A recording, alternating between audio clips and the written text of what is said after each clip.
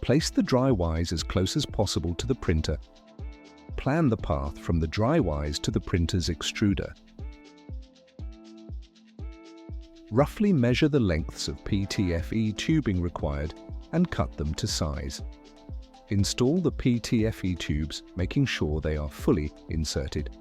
Connect 2 tubes, one from the filament spool to the input motor and one from the output motor to the printer extruder. Ensure the filament paths are relaxed, allowing the buffer to move easily in and out of the housing.